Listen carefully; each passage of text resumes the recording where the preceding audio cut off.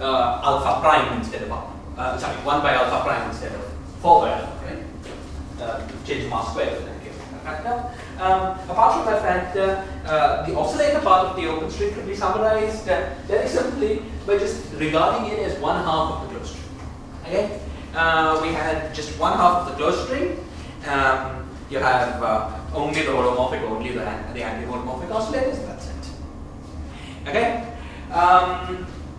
and we talked about how this sort of the reason for that was that we had the string, which was a strip, and had modes going this way, the left moving modes, and the reflected right moving modes. But what the left moving modes were doing here was, determine what the right moving modes were. Right? So then we sort of opened out the strip into one more, and let this reflection keep going back. That was this y. And then we got something that was periodic. The periodicity was ensured by the fact that what this mode is doing here was the same as what this mode is doing. So this made this a continuous field, which is like. Okay? So by sort of doubling the strip, that's why we let the strip run from 0 to pi instead of 0 to pi, we got a cylinder, but the strip, which actually had modes moving both ways, becomes a cylinder with modes moving only one way. Okay? And we saw how that worked in terms of the z coordinate. The boundary of the z coordinate was the boundary of this half plane, and fields 9 live only here. But we could double that z coordinate and let fields live everywhere. And in this doubled way, the field was purely analytic.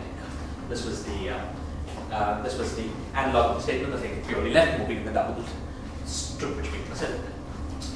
Okay. Now, in this class, I'm going to continue our discussion of open strings. Part of the point of this class is to remind you of some things we discussed with closed strings because it was some time ago. But I'll always do it in the context of open strings. Okay, and part of the point of this class and the subsequent one is to tend into new physics that happens with open strings. So we're heading towards understanding the scattering amplitudes of open strings. Okay. But just also what we talked about last time was that similar doubling trick worked for the coasts of the B fields. There were the C and the C tilde fields. The C fields were analytic, the C tilde fields were anti-analytic, but the C tilde fields were equal to the C fields at the boundary. And so we could define a new analytic field that was essentially the reflection of the anti-analytic C tilde field down here, which then became totally continuous because the fields matched at the boundary. And that was completely an analytic function. Okay, so instead of the C field, which was analytic, and the C tilde field, which was anti-analytic, each of which lived on the upper half plane, we got a single C field, which was analytic everywhere. Similarly for me. Okay, very good. Fine. So now, firstly, we talked a little bit about the spectrum of the open string from the point of view of light code quantization.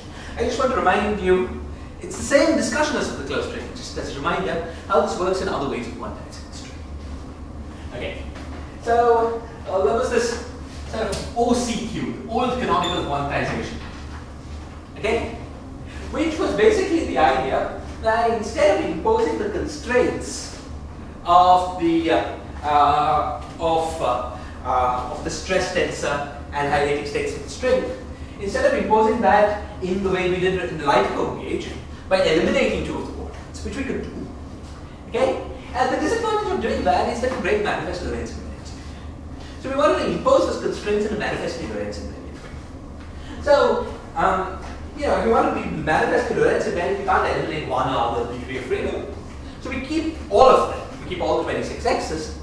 But what we did instead, if you remember when we looked back, this was a sort of ad hoc but intuitive way of quantizing the string, was to say that, well, let's see, this T is split into these L's, right? Sum over Lm over z to the pi plus 2.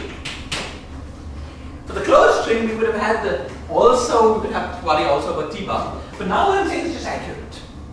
Okay, because in this double trick, there's only an analytic T, so there are only L's.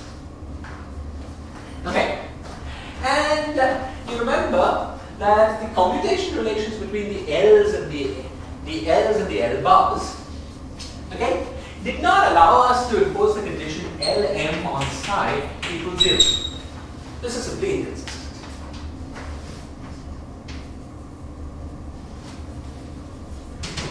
As you can see by acting with L minus m on Lm, if Lm on psi was 0, its commutator must vanish. Okay. It wasn't true that this commutator vanished. Right? This commutator had a term that was proportional to L0. Okay? But then there was also the central charge. Yeah. So yeah. Basically, because of the central charge term, it's just inconsistent for every L to vanish. You know, because there's a constant in the commutation relations. So it's impossible for every L to vanish. Is that right? Because the commutation relations is some product of L's. Gives you some L's plus some constant. If all L's vanish, that constant on state must vanish. That tells you the state must be 0. Okay? So this is not something we could do. But what we decided to do instead was to impose the condition that Lm on psi equals 0 for all n greater than 0, and L0 on psi was equal to is it 1 or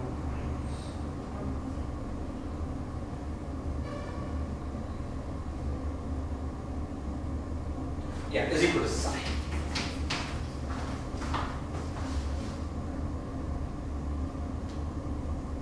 Right, so just check. Yeah, so L0 minus 1, that was the normal order. It was the fact that L0 from the coast is minus 1 in the other way. Okay. And now from this point of view, this condition here gave us the mass shell condition. It gave us mass shell condition. It gave us mass shell condition for the open string. Okay, so let's see how that worked in more detail. The contribution to L0 from p squared was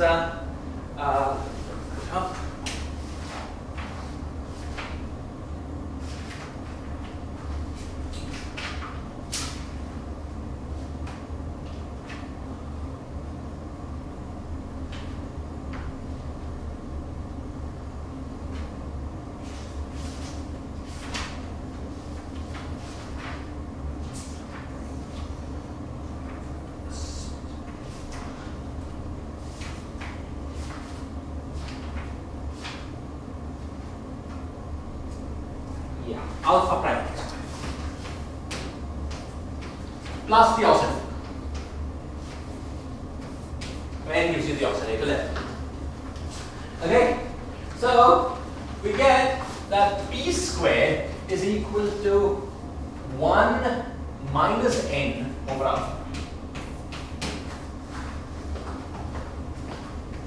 Okay, so at the moment I'm just solving this condition. That gives us the mass shell condition, which is p squared is 1 minus n over alpha prime. This gives us the mass of the.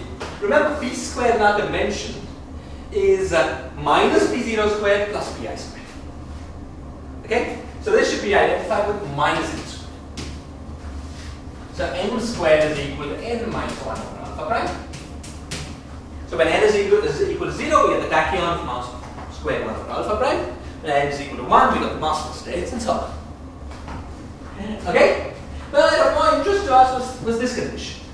It was also true that Lm had to annihilate psi for all m greater than 0. Now, I wanted to remind you how this worked out. This condition should do the same thing as eliminating the transverse degrees of freedom. Eliminating the transverse degrees of freedom that the light voltage achieved. Okay, and just to remind you how it worked out, we worked this out in detail for the closed string, so I'll go fast, but just to remind you. Let's look at states at level 1. The most general state at level 1 is C mu alpha minus 1 mu. Acting for that.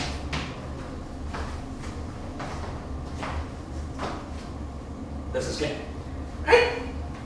Now, we impose the condition that, oh, I forgot to say something important. Remember that we impose the condition that Lm on psi was equal to 0 for n greater than 0. Can you keep some this thing? Sure, sure. No, there's no place. Oh, sorry. Okay. So we impose the condition that Lm on psi was 0 for n greater than 0. But that told us something interesting on states that could be written as L minus m on some other state card. What did it tell us, please? Somebody remember. Okay. So our physical state, so psi physical obeys the condition. Obeys Lm on psi phys equals 0 for all m greater than 0.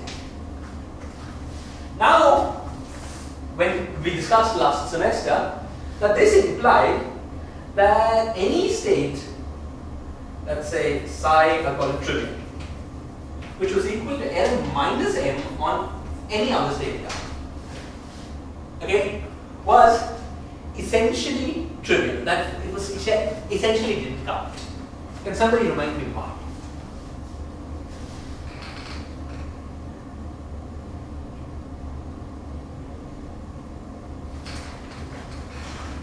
Why is special? So this is the set of all physical states in our spectrum.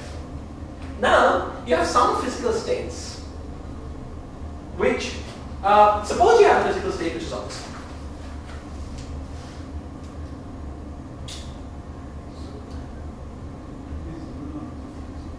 Yes, it would be 0 now. Tell me why. So if I do that, if I obtain the norm of this state, then I'll have, I can write it as commutator of L minus n.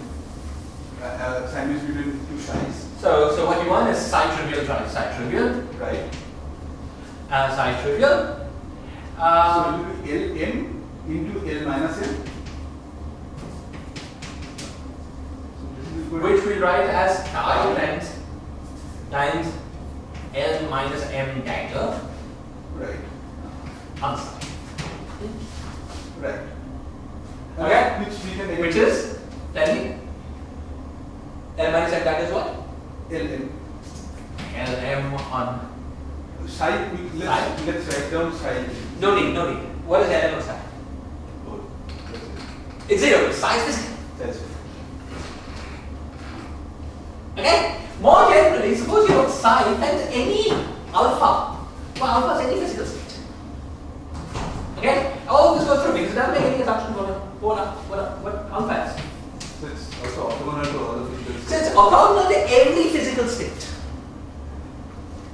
Okay? So any state that is of the form L minus m on some other state is orthogonal to every physical state. As you remember, we will be considering not just inner products of states, but inner products along with operators. But all the operators we consider have the property that they are BRST trivial. Well, this thing will be best said once we say it in BRST language. But they won't change this fact.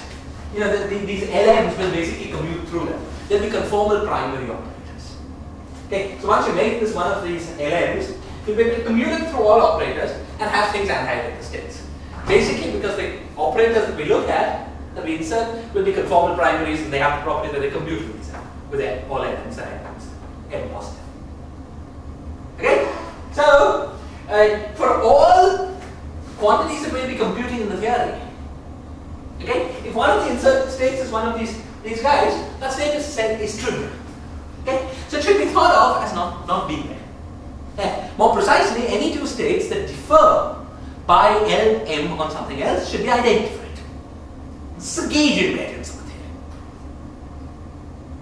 Okay? So we have two conditions. Firstly, states must be physical, and secondly, states that differ by Lm on some other state are to be identified. Okay? So now let's quickly remind ourselves how, I'm just repeating the discussion we had for closed strings with half of the oscillators, but I think it's useful since you probably forgot it. Okay, so let's try to remind ourselves how this worked to give us the 24 degrees of freedom of a mass disclosure. Okay, so we said that the most general state was C mu alpha mu minus 1 acting on vacuum. And now let's first demand the state be physical. So the state be physical is the condition that Lm, so let's call this psi, Lm on psi is equal to 0. Now, can somebody remind me what is the structure of Lm written in terms of oscillators, in terms of the alpha oscillators of the crystal, of the string? In general,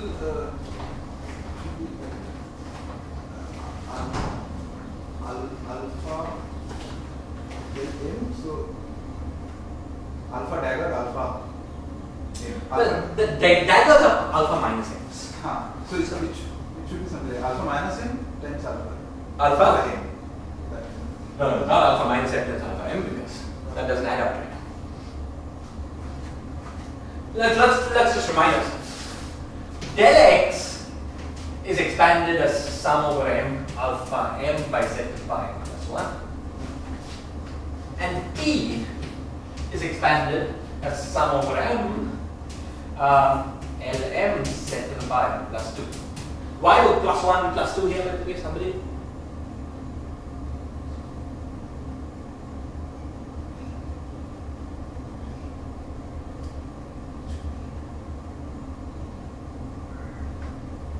Because del x is a field of weight 1, because t is a field of weight 2.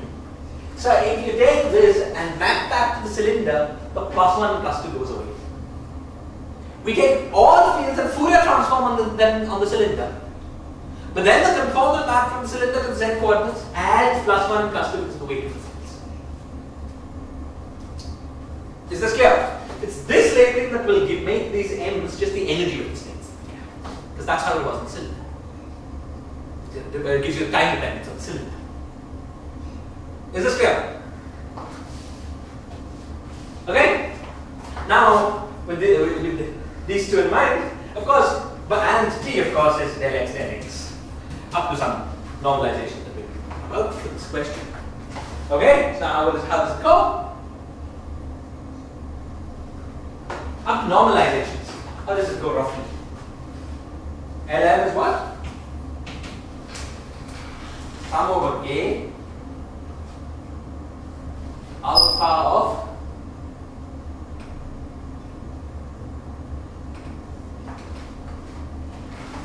m minus k alpha of k.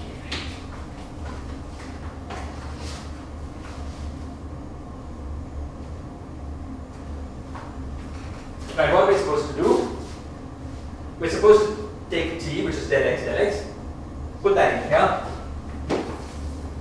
This is sum over m del x by z to the pi plus 1, sum over n del x by z to the pi plus 1. And then we want to isolate the part of that goes like z to the power, let's say k plus 2. So what it gets contributions. Sorry.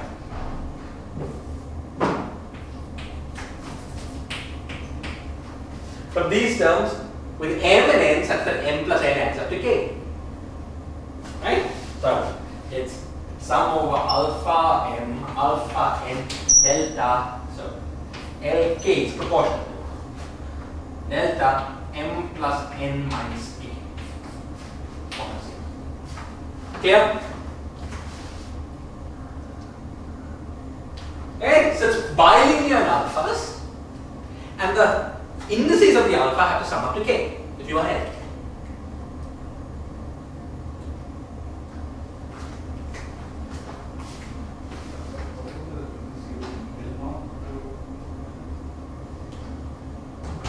What about L naught? So L naught is L naught. There's the difference between L naught on the plane and L naught on the cylinder. Right? But the L naught that is defined on the plane is given by the same formula. It will be L alpha plus m, alpha minus m. And then you have to worry about normal ordering and so on. You know that because you get these two different things. So for L naught you have to be a little careful, but the constant. For everything else is very clear. Okay? Actually, a good way to work out what L naught is to work out to demand the commutation relations of the Vera parameter. That fixes the normal ordering, as you remember. Okay, but at the moment we've already worked out what L naught is. We've got this mass state condition from there. We're not interested in it. We're interested in the other. Is this clear? Okay, now we have this the structure parent. Now I'm claiming that for all LMs for M positive, okay, for all LMs for M positive, this condition is automatically satisfied. For all LMs except one particular value of M for M positive, this condition is automatically satisfied for no matter what C is. There's one exceptional value of M for which it's not automatically satisfied. Can you tell me which one? And why?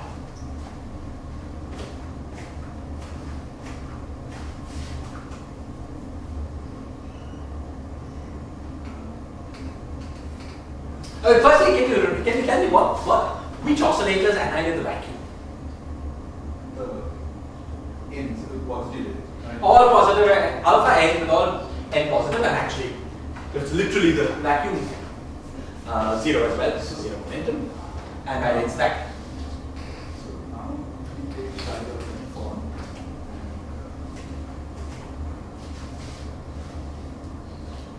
So, okay, for all n's, which is not -1, we can commute it and it will act on the 0 to give you 0. However, when it's 1, the anti-commutation will be non-trivial.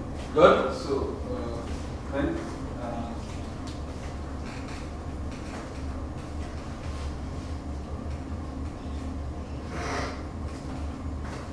so which value of m is special? M in this equation. I call it k here and m here, sorry. K is m. Which value of m is special? Come on, people, you know this, you're not saying it?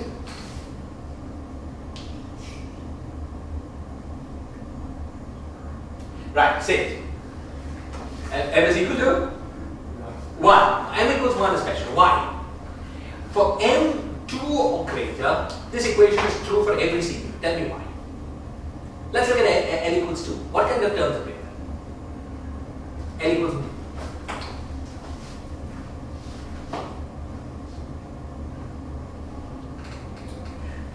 so see, L is equal to 2. L is a bilinear oscillators. Okay? And the annihilation part is 2 units larger than the creation part.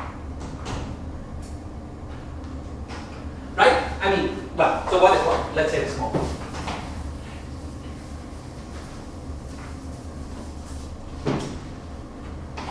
So what do we have? We have alpha m alpha plus 2, let's say, alpha minus. Okay?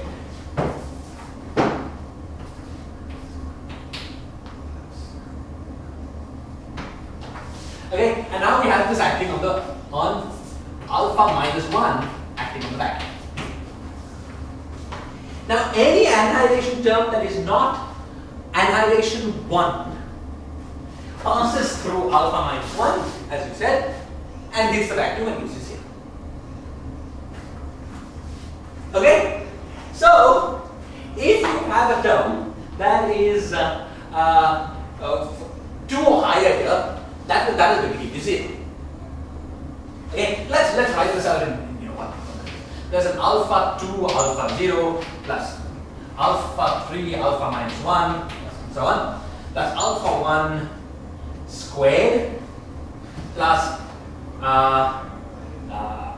various other things.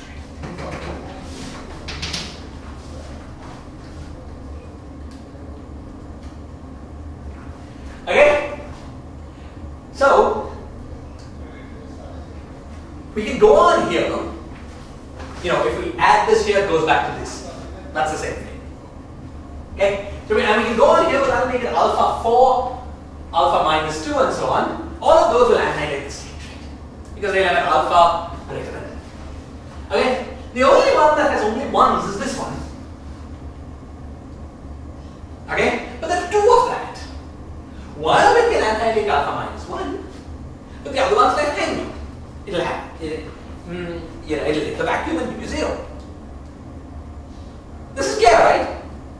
Okay, let's move fast. So anything with 2 if you clear that if n becomes larger than 2, this problem becomes worse. Right? So anything with 2 or higher will automatically annihilate the state. The only thing we have to worry about is L minus 1. So L1. Okay? So let's look at L1 acting on C mu alpha minus 1 mu acting on the back. Okay, so now what are the interesting terms in L1? Once again in L1 there are many terms that can't do anything. The only thing that can do something is alpha 1 mu, alpha 0.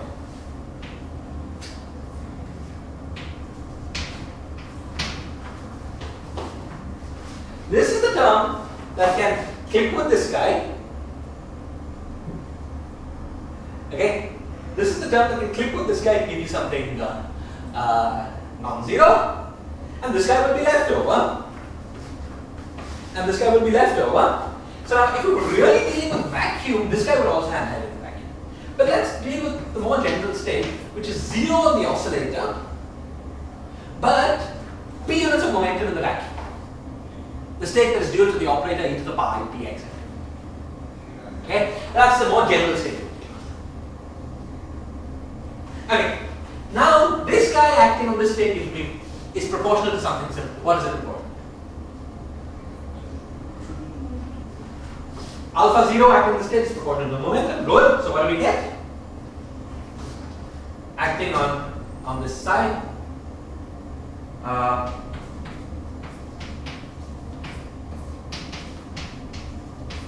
Is proportional to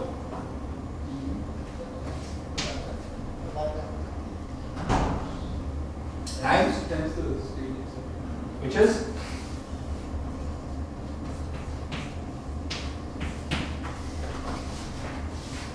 right. This clicks setting. This should have been mu, right? Mu. This clicks setting mu equals mu. Right? Okay. So the first condition we get, physical state condition, implies that P mu C mu equals it.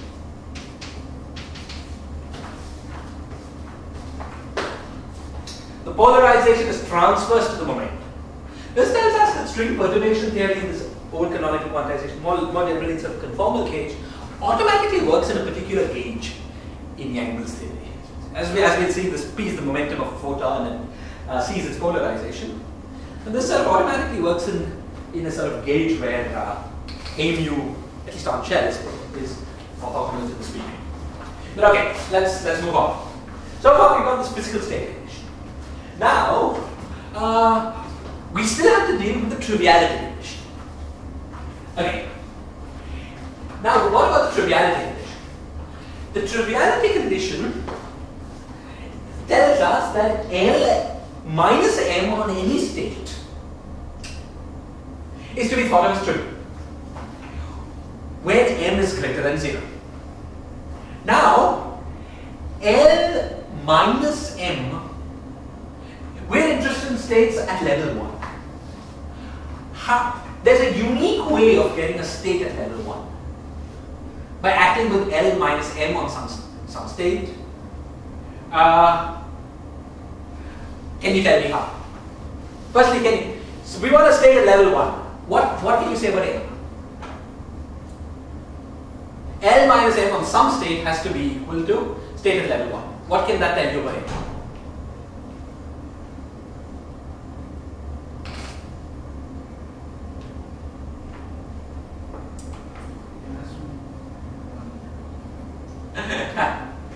M has to be 1. Why? Okay, yes. Well, more generally speaking, L minus M carries energy M. The minimum energy in our space is 0. So L minus M has M units of energy more than the state you started with. We want a state at energy 1 and level 1. Okay? So if M was greater than 1, there's no hope. So M has to be 1. Now the same argument tells you what the state you have to act on has to be. What could it be? Has to be state at level At level what? L1 on the state has to be level 1. This state has to be therefore of level L minus 1 on the state has to be of level 1. Therefore the state has to be of level 0. Unique state at level 0 up to the p mu dependence, which is 0 mu, 0 p mu. Okay? And so the only triviality condition that we have to worry about at level 1 is L1 on 0 p mu. This is going to be true, L minus 1. Okay, now L minus 1, 0 p mu. Well, there's only one term in the full expansion of L minus 1 that we need to care about. Why is that? We want no annihilation operators. And because an annihilation operator will annihilate the vacuum. There's only one term in the expansion of L minus 1 that has no annihilation operators, and that's alpha minus 1 mu times alpha 0. If we have term alpha minus 2, there would be an alpha 1, which kills the vacuum. Is this clear? Okay? But alpha 0 mu exchanges p, so that tells me that p mu alpha minus 1 mu on 0 p mu is true.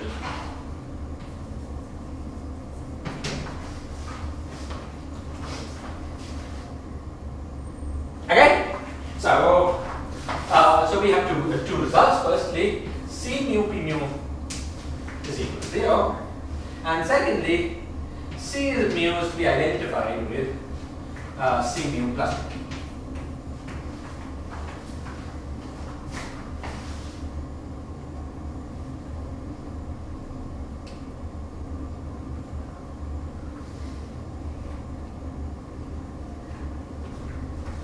Okay? Now we're dealing at level 1. Okay? So a state that's trivial, namely C mu equals P mu, is also physical. Why is that?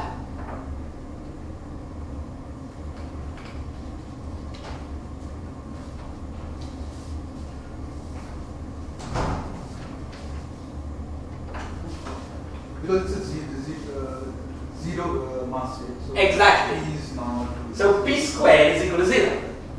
So C is chosen to be P. Okay? P squared equals 0 works because P squared is equal to 0 is the Marshall equation. Okay? So we started with 26 degrees of freedom. C mu's become a geometry. We went down to 25. This is the physical condition.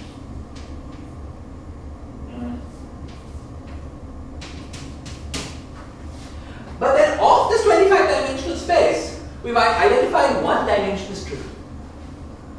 It's important that this one dimension belongs in this 25-dimensional space.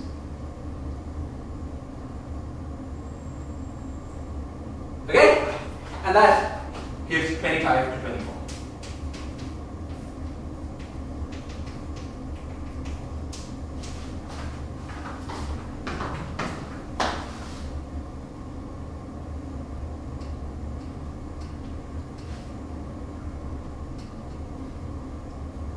Okay, so this is how from the point of view of this old canonical quantization, this is how from the point of view of this old canonical quantization, we discovered 24 transverse physical polarizations of the photon. The same discussion we had for the Gauss one. It's just to remind you of it, the context of the photon. Okay, is this clear? Any questions about this?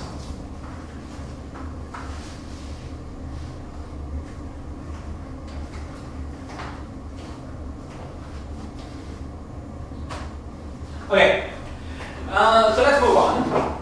Now, also remind you how the quantization, the BRST quantization of the open string goes. I won't review all the formal stuff. You've seen that, and you can look it up once again. But just remind you of the main result. The main result was that there was a BRST operator whose current was equal to C times G matter plus half C plus B del B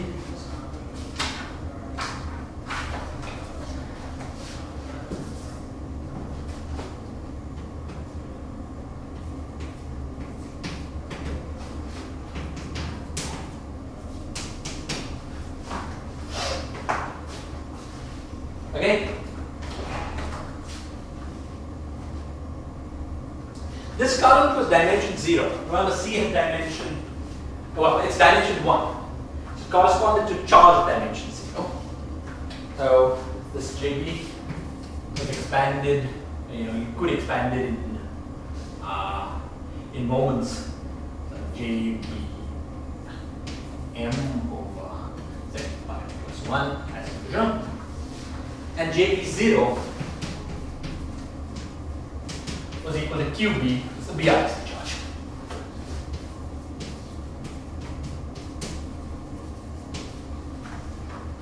It's a conserved charge that follows from this holomorphic current. Okay?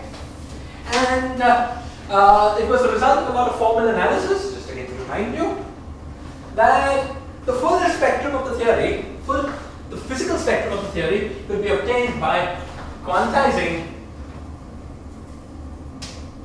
just free fields x mu, b and c. You get oscillators for each of these, 28 oscillators, and then you got the physical condition q b r s t.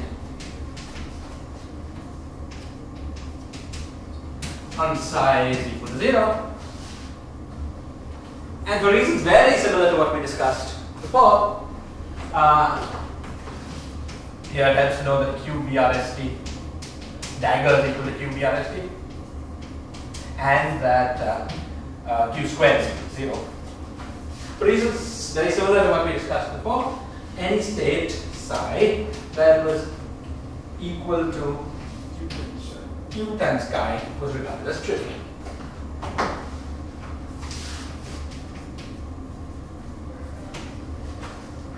Okay? And I just want to very quickly remind you how this works at level 1. Once again, we go from 28 to 24 oscillators. Yeah, just to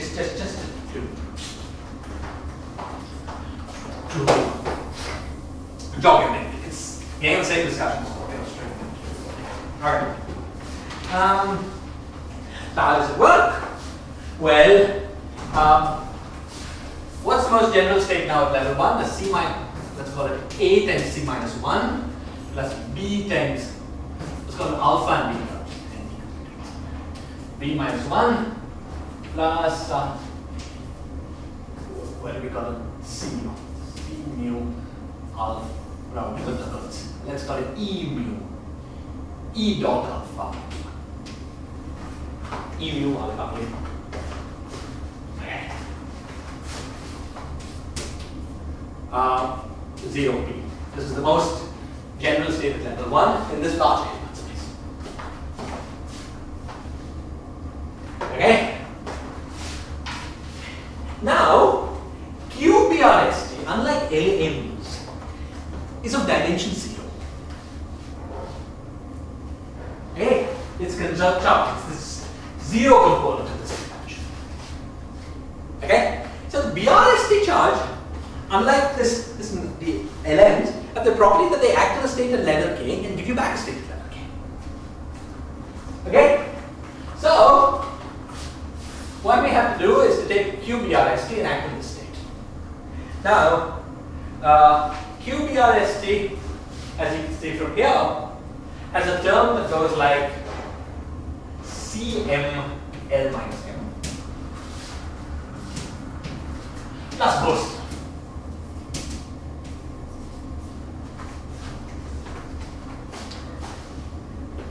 Okay, let's look at what comes from here. The ghost stuff turns out not to be. What do we get from here? Well, acting on something that's at level 1, let L plus 1 hit this guy. We've already seen how that worked. What we get is from there C minus 1 times E dot P acting in vacuum.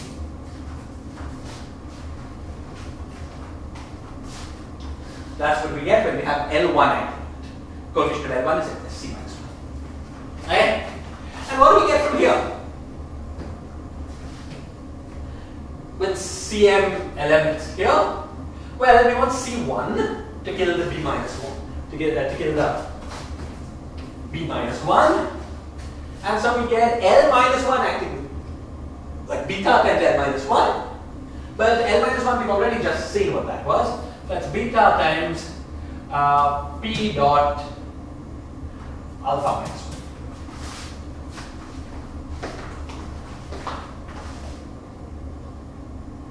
Is this clear? Okay. So now the condition that a state is physical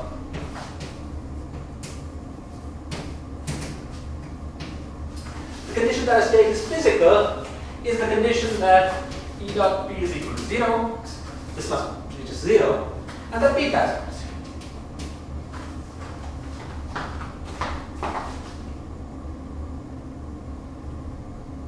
0. Okay? The conditions of the state, what are the null conditions? You see, it's the same calculation that tells us the null condition. Because Q on a state of level 1 gives us back a state of level 1. So something is Q exact and is at level 1, it must have been obtained by acting by Q on the most general state of level 1. So that's what we've just done. We found the formula for Q acting on the most general state of level 1. Okay? So acting on the most general state of level 1, what we generate is a term like P dot alpha minus 1 and a term proportional to C minus 1. So that tells us that motion in the C minus 1 direction or the P dot alpha minus 1 direction are null directions, are trivial directions. So we can use triviality to set this alpha coefficient to 0. You see, all states that differ by different values of alpha are BRST equivalent. So it's like it's not there. Right? Okay? And we can also use triviality, we've got the same triviality that we had before on these oscillators. Beta is set to 0 anyway, that's physical state condition. So we've got the same Hilbert space at level 1 as we had from omega.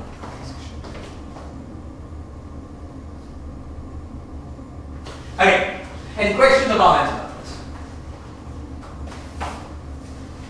Okay, now last semester we also went through this long discussion on the formal structure of the cohomology of the BRST operator.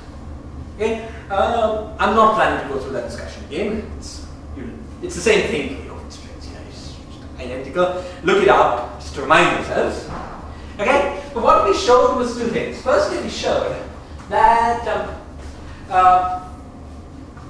you could always use BRST invariance, and that on the state of physical states, all BRST closed states were up to some choice of BRST equivalence could be put in the form C minus 1 times something that was purely in the matter set.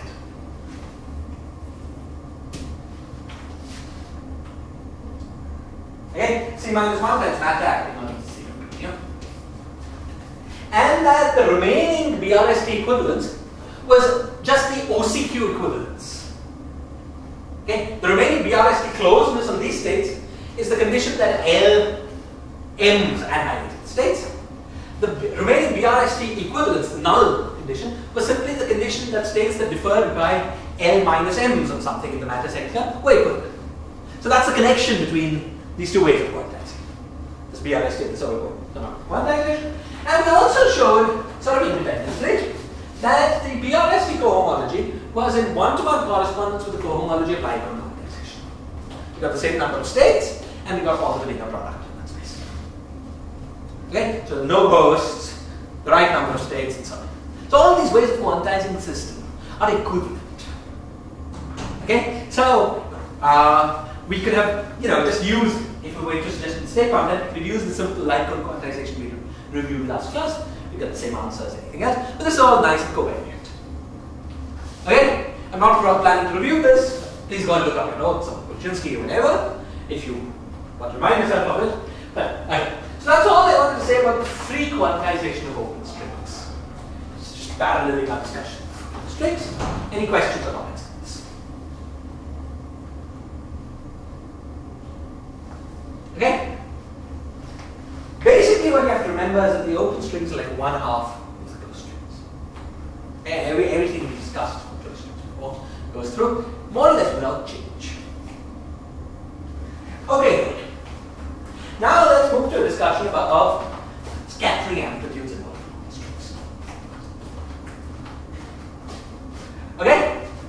So, how do we deal with scattering amplitudes involved? So, the first thing that we have to remind ourselves of was this important and tricky business involving zero modes of the B and C features.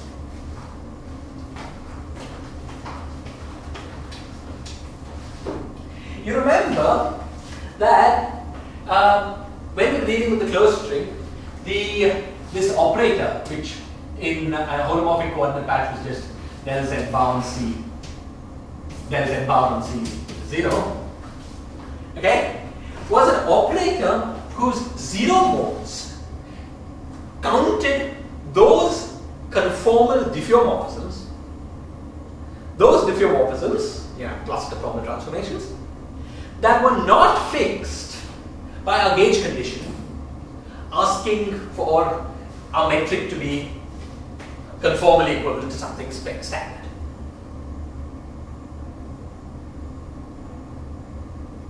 Okay? Where did that come from? Remember, C was the anti-commuting counterpart of this infinitesimal diffeomorphism. Okay? And if there are infinitesimal diffeomorphisms,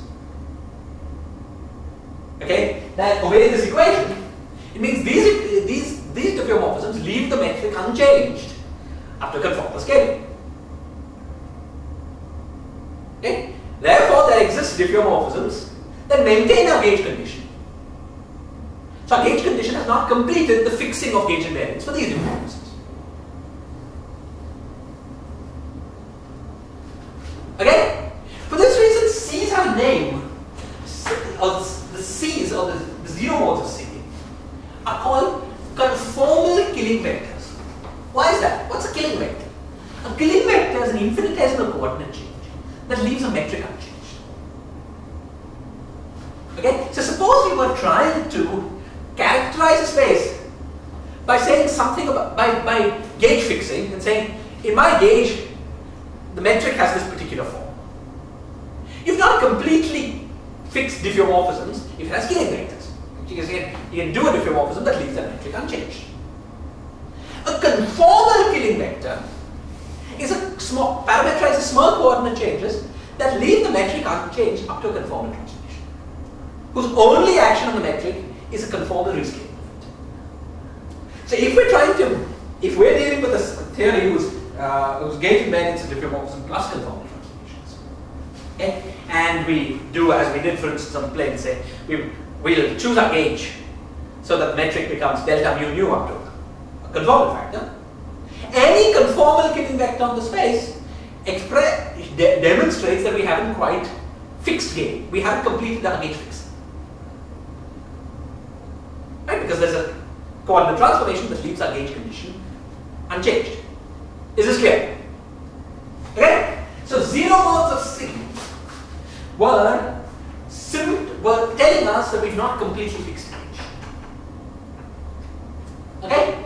On the other hand, zero modes of B, or of the Hermitian conjugate of this object, was telling us that there are directions in the space of metrics, okay, that could not be obtained starting from a given metric. And if there's a metric, you started from a particular metric, let's say the class that we got, and we made all the diffeomorphisms of it, and that doesn't cover the space of all metrics. Then we have to do more than integrate over the diffeomorphisms of this metric. We need some class of metrics whose diffeomorphisms we have to integrate over, so as to reach the space of all metrics with diffeomorphisms and conformal transformations starting from a standard form. Okay. And zero modes of B was telling us that there were directions in metric space that were orthogonal to every diffeomorphism acting on a standard metric, and therefore could not be reached from a standard metric, okay, via diffeomorphisms or conformal transformations. Is this clear? Okay. So that those were the moduli of our scattering amplitude.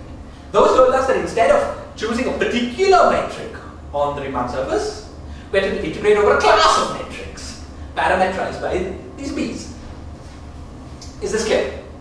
Okay. So it's a very important question given a particular Riemann surface that you're planning to do a calculation. How many 0 modes does C have? How many 0 modes does B have? Okay. Now we spent some time last semester discussing what the answer to this question was on the sphere, more abstractly than anything for it. We used it really at the sphere. Okay. Now I want to describe what the answer to this question is on the disk. The place where we'll be doing 3-level calculations, or the upper half. The place where we'll be doing 3-level calculations for open strings. Okay? So question, what are the 0 modes? What are the 0 modes?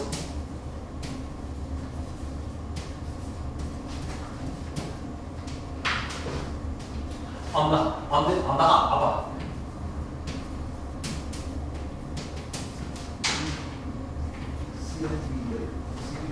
C and C tilde, yeah. So, or better said, this enhanced C, the one that has everything. But if I want to say on the upper plane, I have to keep both. That enhanced thing is, so that's the next statement. We've seen that there's a one-to-one correspondence between solutions of C and C tilde obeying our boundary conditions on the upper half plane and holomorphic solutions of C on the full half plane. Okay? Now, all the calculations we did about C, we're looking at holomorphic vectors. Okay? So, when we were dealing with the closed string, we had to arrive at this question as well as the question with del Z and C tilde. It was just doubled. So, once again, the question about how many 0 modes of C is just half of what it was for the closed string. And we just deal with the holomorphic part. Is this clear? Because this one-to-one correspondence between configurations of C and C tilde on the upper half plane, obeying our boundary conditions, and holomorphic configurations of this fictitious new field on the full plane. Okay? So the answer is the same as what it was for the holomorphic sector of the closed string. I'm going to remind you how we got that answer. Okay, let's fill it with these first 2 or 3 vectors to jog your memory about everything. Okay? How do we get the answer? You see, we want some vector field on the plane that is everywhere holomorphic. Okay. Now, what does it mean? Is it conform? You remember our philosophy, right? We take a space and space, patch it up into different patches. And if on these patches they differ by conformal transformations, it's a smooth vector field. And where the patches overlap, they differ by conformal transformations. It's a smooth vector field. So suppose we look at the plane and we divide it up into 2 patches. The first patch surrounds the origin. The second patch surrounds infinity. Of this, first patch is all of it.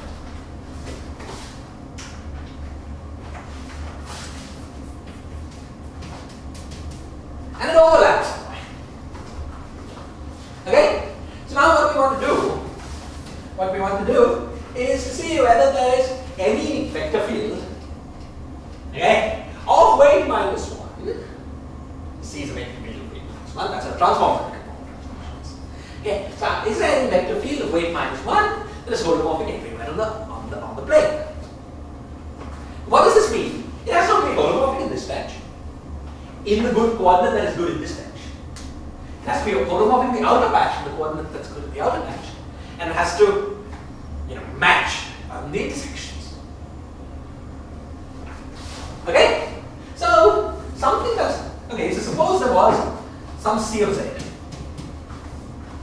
Now, the coordinate we use on the out Z is just the usual coordinate in this plane. So suppose we use a coordinate U, which is 1 by Z. Okay? C transforms like an object of weight minus 1, which means it transforms like the coordinate, the infinitesimal coordinate dz. Okay? So, C of Z, so how does dz transform? dz is equal to du by u squared minus. Okay? So we get C of u, the vector field in the outer patch, is equal to u squared times C of Z, the vector field in the inner patch. given an expression for C of Z, we have to, of course, express it in terms of u, but then also multiply by u squared if we want the formula in terms of u in the other branch. Okay? And therefore, so now we want a holomorphic vector field. So it has to have a Taylor expansion in Z. Just that is holomorphic in Z tells us it's got a Taylor expansion in Z. Okay? But it has to be holomorphic also in U. That allows this C of Z to have singularities of at most 1 over U squared. Which means that C of Z is equal to A plus BZ plus CZ squared. This will translate into something that has no singularity here. This is 1 over U singularity, this is 1 over U squared singularity. A dz cubed term would be singular in the U patch. That's completely fine in the Z patch.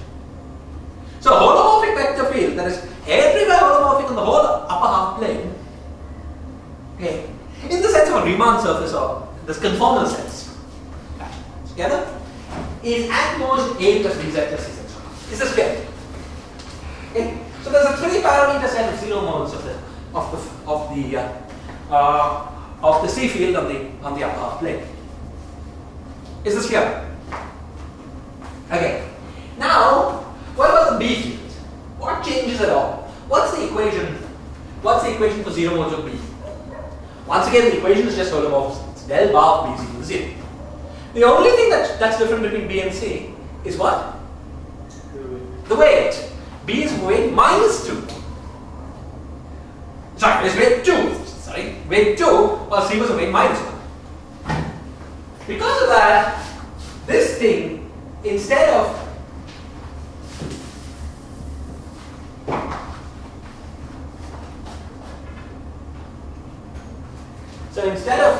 we're going to have D of U is equal to 1 over U to the 4 and 3.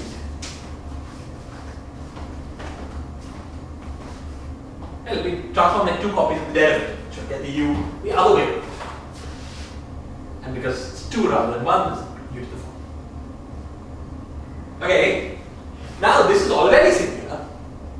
Anything that is holomorphic in Z is at best a constant or singularity in U.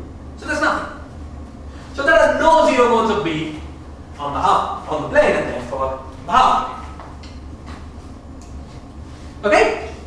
So, okay, if you do not, by the way, if you do not like this doubling trick, if you feel uncomfortable about this, using this doubling all the time, please, you see, what we've done is classify all the 0 modes of C on the full plane. Now, on the half plane, we want to keep those 0 modes that maintain our boundary conditions on the real plane. The boundary conditions are essentially, you see, we had an equation for C and an equation for C tilde. We had to maintain these boundary conditions on the real line, which fixes C tilde in terms of C. So it tells us instead of having 2 independent things, one holomorphic and one anti-holomorphic, we just got one line. And it's exactly the same thing. But what I'm saying is that if you feel like, you can just go back to your room and work this out without ever using any double. Work out what the actual conditions are. We had 0 modes of the C field and the C tilde field. The C field obeyed del bar C is equal to 0. C tilde field obeyed del Z, del C tilde is equal to 0. C was equal to C tilde on this half plane. We know all the solutions to del C equals 0.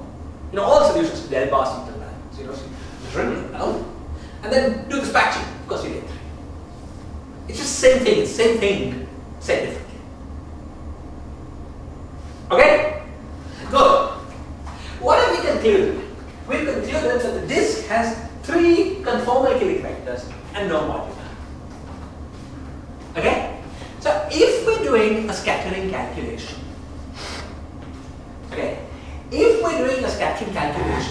on the disk, we have to fix 3 additional points while doing an integration. Okay? So, we can choose how to do that in many ways. We could, for instance, choose to fix the the positions of 3 points on the boundary. Or we could choose to fix the position of 1.5 points in the bulk. What does it mean, fix the position of 1.5 points in the bulk? In the bulk, you have a 2-dimensional position. So you could completely fix the coordinates of one of the points and fix, for instance, the holomorphic part or the x component of the other point. Okay. Each such delta function, as you remember from the Spandi proof of blah blah blah, will translate into a C insertion and not integrating that vertex operator over the whole worksheet. Not integrating is obvious because we put a delta function. That stops the integration. Okay? And the C insertion comes from all the discussion that we had before. Okay? So what's the general formula for string scattering amplitudes? On surfaces with boundaries?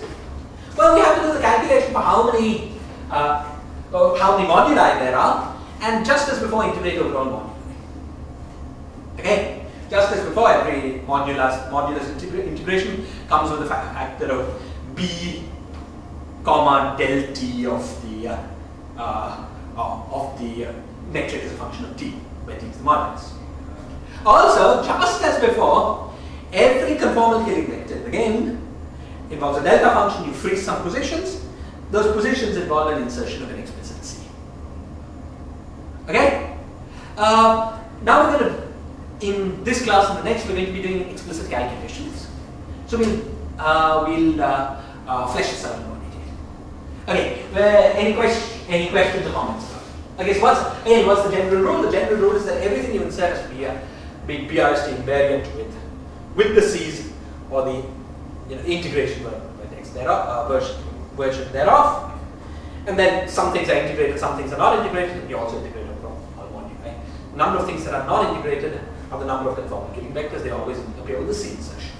Okay? And as you remember, this is the only thing that could have made sense, because otherwise, every time you have a zero mode of either B or C, if you don't have an insertion, the path integral over B and C gives you 0.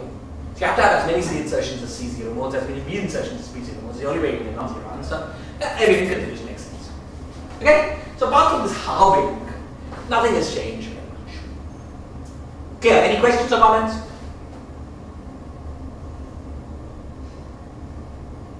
Okay. So now, very quickly, let's start doing some calculations. Okay? So the calculations we want to do are for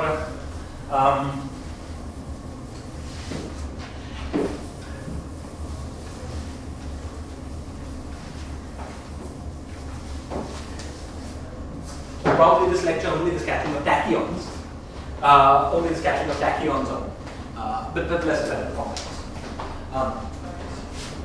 Okay. So we put states corresponding to open strings just like we have states corresponding to closed strings. And we could ask questions involving scattering of open string going into closed strings, or scattering of closed strings going into open strings, or anything like that. Okay? But the simple calculations we're going to do, at least in this class, involve only open strings.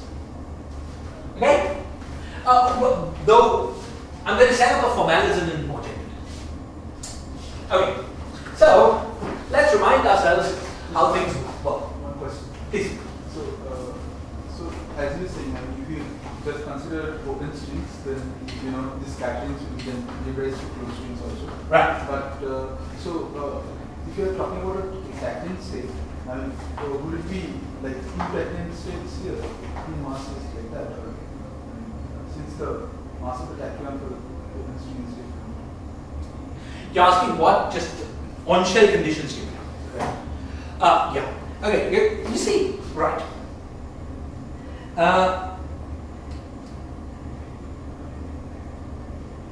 Well, we could. It's true that 3-body scattering is highly constrained by kinematics. Okay. You basically have no non-trivial 3-body scattering because of kinematics. But let's look at 4 particle scattering. Suppose we have 2 tachyons going to 2 tachyons. Say we take 2 open string tachyons and we collide them hard enough. That then has a lot of energy and can produce whatever you want. it's two close-string tachyons and two close-string massive states. There's no constraint. Three particles is a little different. Okay, because just as you know, right, that three particles can be thought of as decayed, one particle decayed into two others. And often you just don't have the energy to do this. You need the sum of the masses of the two decay products to be lower than the original mass for this to be able to happen. And that's sort of fine. There are various constraints, but when you have four particles, you put it momentum. Okay, so in general, you can have anything going to anything with enough energy. Okay, good. Now, so let's set up general formalism. You see, remember what are the operators that we want to deal with? We want to be able to calculate e to the pi k dot x times various derivatives of x. Okay, inserted at some point z1 and several of these. Expectation value of the Virginia string. Okay, and we also want to be able to calculate insertions of c's. And let's say at the moment we're working on the disk. Okay, we're on c z1, c z2, c tilde z.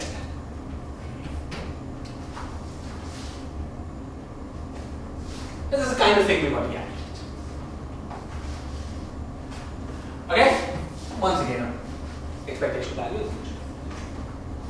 Now, let's first focus on the calculations involving the x. Let me remind you how it went for closed strings. We worked on actually in gory detail there, worrying about various complications involving zero modes. But I'm just going to refer you to that for all the complications and just do the rough and ready thing to get the answer. Okay? So, the first thing that we noticed was that x of z times x z1 times x of z2 was equal to minus alpha prime by 2 log of z1 minus z2 squared. Was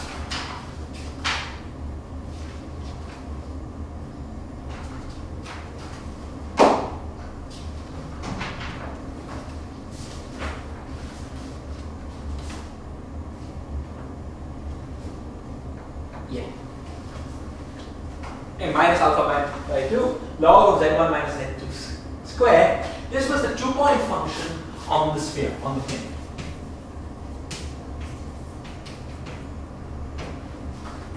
Okay?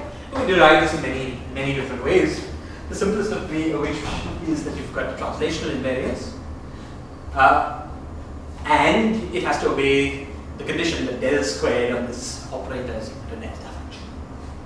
The del squared an operator equals delta function has other solutions, but with translation invariance, there's nothing else. And regularity. Okay. Okay. So this was the right propagator. This was the right propagator on the full plane. Now, with this propagator, we were immediately able to compute the all expectation values of operators involving x. Let's remember how we did it. We looked at the pi ki xi x of zi. We did the product over I, and we wanted to compute the expectation. Let me first be simple and not include derivatives at the bottom. Okay? So essentially what we did was to say that, well, this is a Gaussian integral. Okay? So it's obtained by completing squares. So the simple formula give for this expression in terms of the propagator. The expectation value is 2-point x. And the simple way to remember what that formula is to expand this to second order. You know, if you expand this guy to second order, what you get is I ki x of z, expectation value, plus half of sum over I, sum over j, ki x of zi, kj x of zj. Okay, and we get a minus actually because of the i's. Okay, so that was equal to second order, that was equal to expectation sum over I and j ki kj by 2. Expectation of value of xi xj. So that was just minus alpha prime by 2 ln of zi minus zj mod square. Okay, now in this expansion to second order there was immediately a problem. The problem being that when I was equal to j, we got log of 0, but we removed that by a definition of the operator.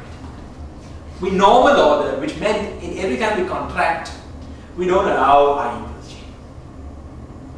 Right? So what we were computing was contractions of normal order, conformal normal order operator. You remember we went through a long discussion of how to define conformal normal operator. It's a definition of an operator. Define operators by removing singularities. We adopted a particular definition. So the end result of that all that business was just to move I equals j. Then we could get a factor of 2 and say I less than j. Okay, we have this minus sign, and then the full result was just the exponential of this. Is the thing for which this thing was the first order. So the full result was e to the power minus alpha prime by 2 ki dot kj log of zi minus zj. This was what comes out of Gaussian integrals. Everything's expressed in terms of propagator. All you have to worry about is remembering the numbers. The simple way to remember the numbers is expand this to second order.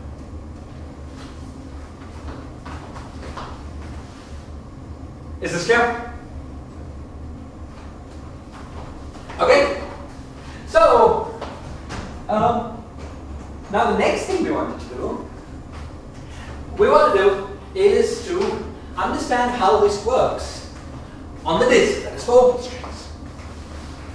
Okay? So let's first again be simple and stick to operators of this form that are purely exponential.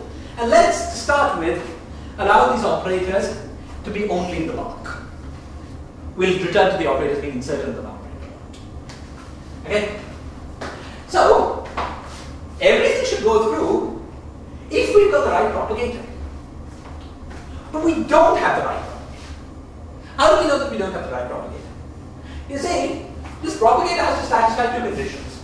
It has to obey del square and propagator equals delta function. And it disobeys because it obeys for closed strings, it's a condition. But it also has to obey the boundary conditions.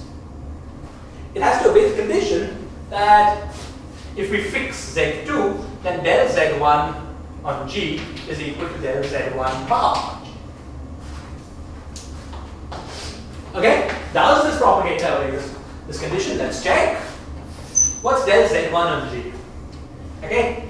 Del z1 on g is minus alpha prime by 2, 1 over z1 minus z2.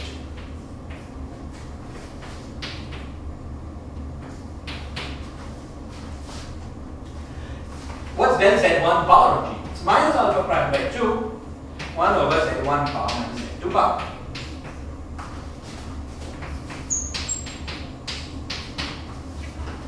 Now, our condition was that when we take z1 to be on the real axis, these two have to be on the real axis. Z1 is equal to z1 bar, but z2 is not equal to z2 bar. It's just any point. This object as a function of z1 for arbitrary z2 or as a function of z2 for arbitrary z1 has to obey the boundary conditions. And it doesn't. Is this clear? Okay? So we need a better Green's function. Okay? But the y function defined that way would the y function defined that way would obey it. But you see, what appears in the insertions, that you see that doubling trick is useful for the oscillators. When we're dealing with the zero modes, that mixes holomorphic, anti-holomorphic, and so on, this doubling trick is not very useful for that. Okay? And what we're dealing with here basically is the zero mode set. It's e to the pi k set. Okay? So it's while we could reformulate this whole question in terms of the y's, That's not the most convenient way to do it for this one. Once we move to the oscillators, that is the most convenient way to do it. Okay? So I'm not using the doubling trick.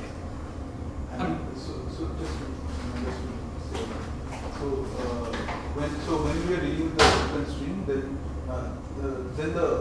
so we could also view this as, you know, the XX OP would have this term plus the regular terms. Right. So that would change this.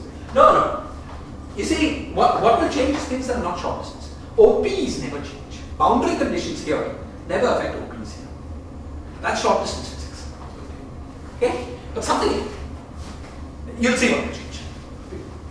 Okay? So anything that's analytic when Z1 equals Z2 does not affect the short distance OP. That's the kind of thing that will change. Like the singularities are, well, I should have said that better. Singularities will change when we because of boundary conditions. Because that's determined purely by short distance physics. Okay? Now, how do we get the right Green's function? We want a Green's function that obeys del Z1 is equal to del Z, all of that stuff. Okay? On the upper half plane. Now, you might think about electrodynamics. You see, what we want is some derivative on a boundary like 0. It's very similar to asking for some derivative of potential to be constant or something like that in electrodynamics. And we know this very convenient trick for that. That's this image charge trick. Like suppose you've got a charge here and you put an image charge somewhere else.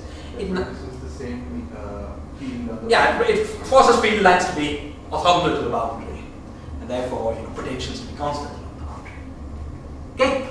So if we were, that's not exactly the kind of problem we want, but this image charge is often a very useful thing. So let's motivated by this electrodynamic analogy, let's try something else. Suppose we look at the Green's function.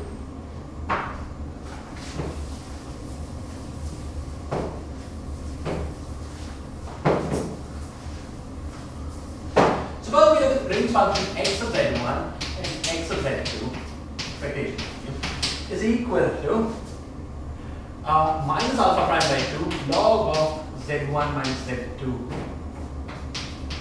1 squared minus alpha prime by 2 log of z1 minus z2 star log x squared.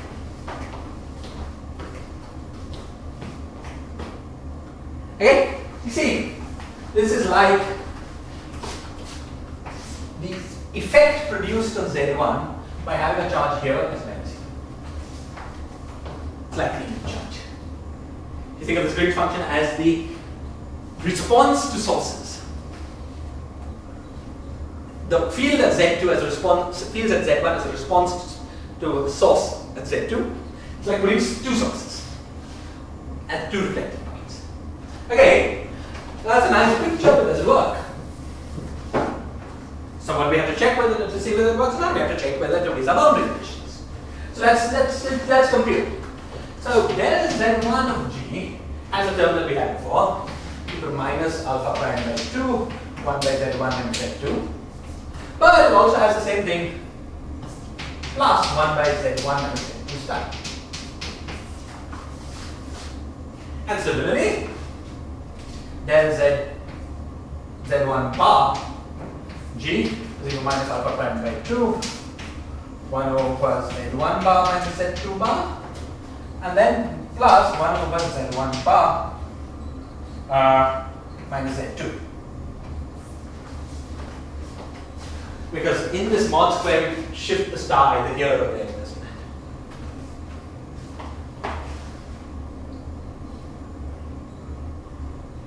Okay? Now if we set Z1 bar is equal to Z1, this term is the same as this one. And this term is the same as this one. So our boundary conditions are gone. Okay? Notice, but now Jyotirmoy is getting worried because he said, well, you've introduced two singularities. You've introduced a new singularity when Z1 is equal to Z2 star. But remember, Z1 and Z2 are both in the upper half plane. if Z2 is in the upper half plane, Z2 star is in the lower half plane. So Z1 cannot be equal to Z2 star. So in our physical domain, this Green's function has exactly the same singularities as the origin. It's the same kind of thing we do in electromagnetism, right? I mean, if we put this image charge, you say, well, you're no longer solving Poisson's equations because you've got a new source. But that source is not in where you want to solve Poisson's equations.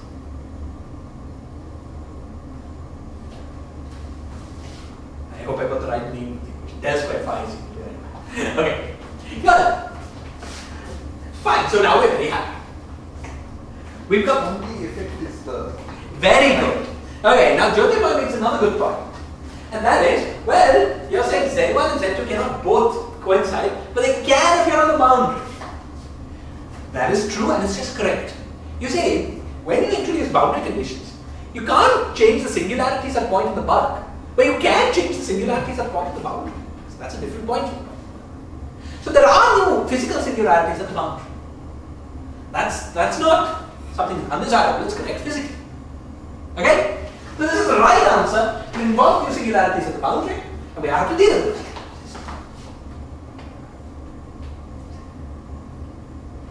Is this clear? Okay. So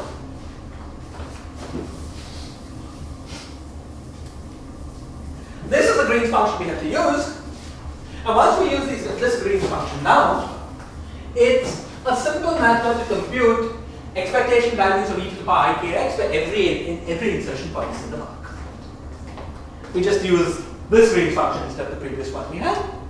And we get a bunch of extra terms involving z1 minus z2 star, zi minus zj star, along with the zi minus zj to the power ki dot kj. Okay, I'm not going to write it down, but it's just a simple extension of what we have. Okay. However, there's another interesting element that we've already just alluded to, and that is we can sometimes be, and actually often are, interested in operators inserted not in the bulk but at the boundary.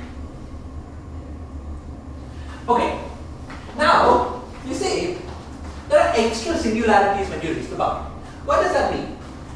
If you remember, what we did was to define our bulk operators by normal ordering.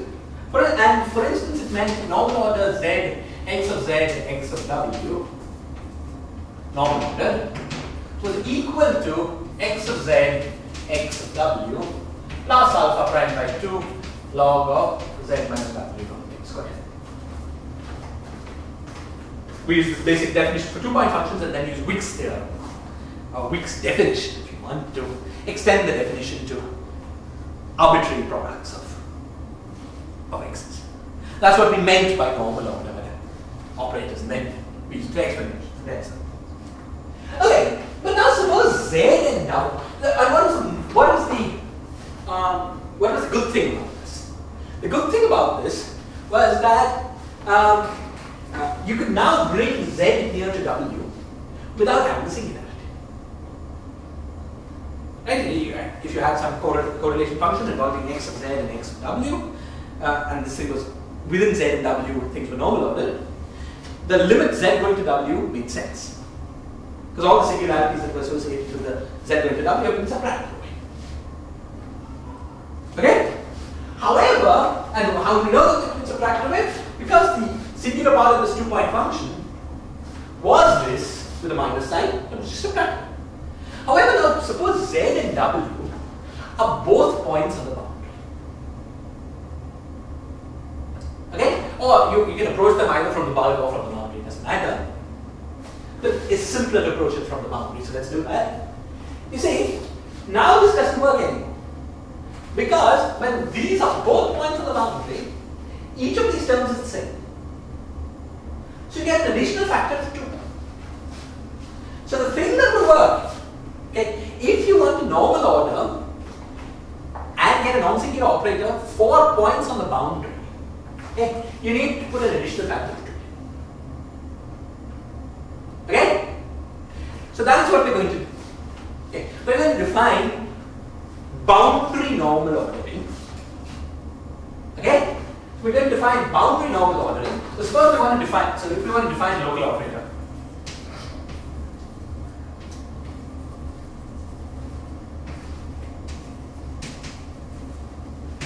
On the boundary. Okay? What we do is to insert, so we take that operator and points with it. So suppose we want to define x squared boundary, for instance. What we will do is define it as x of z and x of w, z and w boundary points. So let's call them y1 and y2. Make them look real. Okay? And then plus normal order, we'll just equal some star, is equal to x of y1, x of y2, plus alpha prime log of y1 minus y2 squared without 2. Okay. So local operators at the boundary have a different definition from local operators at the boundary, reflecting the fact that our Green's functions have a different singularity at the boundary. Okay, is this clear? Okay. So, fine. Now that we've understood all of this, it is a relatively simple matter to compute any correlation function involving vertex operators, some vertex operators inserted at the boundary, some vertex operators inserted in the bark. Okay? And you basically do all the naive manipulations involving the Green's functions, and any self-contractions are just removed. Whether self-contractions coming from z and z star at the boundary are also removed. That's basically what this is. Okay? But it's particularly simple if you want to deal with contractions of all operators inserted only at the boundary. So let's look at that first. So suppose we've got all operators inserted only at the boundary, then our 2-point function is y1, y2, y1, y2.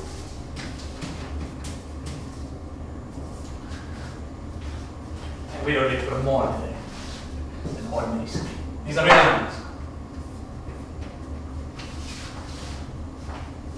On boundary.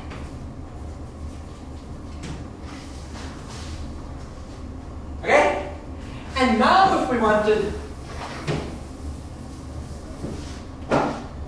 expectation value of each I, ki, x of yi, product over I, we just use the same formula we had before.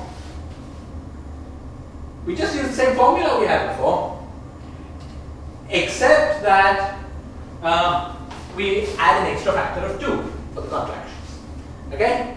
So the formula we had before had sum over I less than j, and now we get an additional factor of 2, so e to the power, well, there's a minus from the propagator, there was a minus from 2 i's,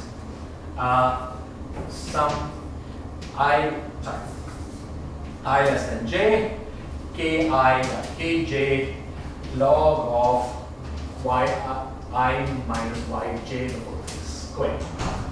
And we're going to need that additional alpha prime. I think I need a, yeah, there's nothing else. Okay? And this, of course, is the same thing as yij, the power alpha prime, 2 alpha prime ki dot kj.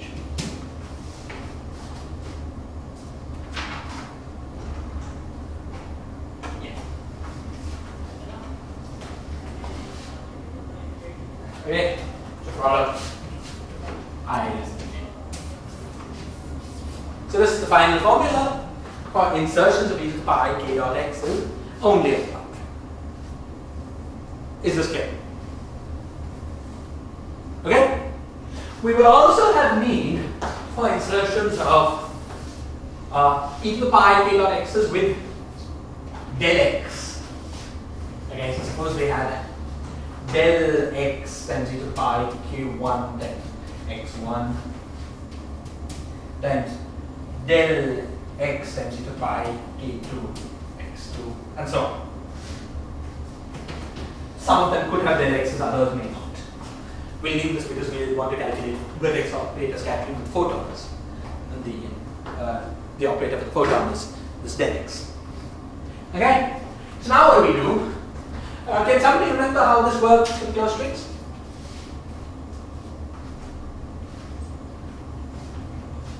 You see, suppose we didn't have this e to the pi k dot x, it would be very simple calculation, right? We just use Wick's theorem and got that.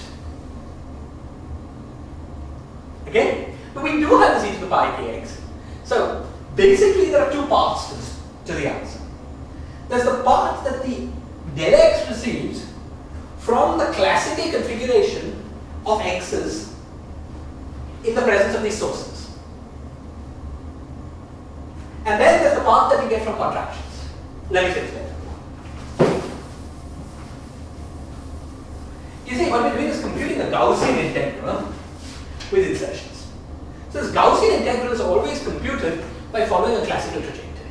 It's just the action on a classical trajectory. Every Gaussian integral is that. Action on equations of motion. Okay?